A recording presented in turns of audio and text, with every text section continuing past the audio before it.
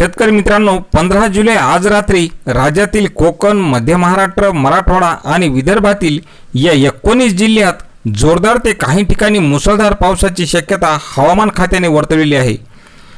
तर हवामान खात्याने वर्तवलेल्या अंदाजानुसार बंगालच्या उपसागरामध्ये कमी दाबाचे क्षेत्र तयार झाले असल्यामुळे याच प्रभावामुळे आज रात्रीला राज्यातील नंदुरबार, धुळे, जळगाव तसेच कोकणातील रायगड, रत्नागिरी आणि सिंधुदुर्ग तसेच गोवा या जिल्ह्यात मुसळधार ते अतिमुसळधार पावसाची शक्यता असून काही भागात अतिवृष्टी होणार असल्याची माहिती हवामान खात्याने दिली आहे। यामुळे हवामान खात्याने या जिल्ह्याला रेड अलर्ट दिलेला आहे।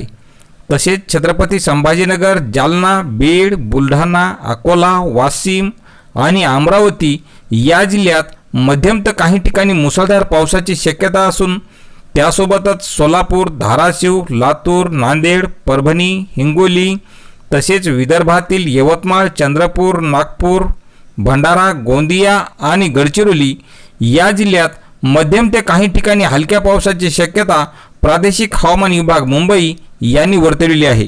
तर शेतकरी मित्रांनो, अशीच हवामानाची दररोजची बातमी पाहण्यासाठी चॅनलला सबस्क्राईब करा। धन्यवाद।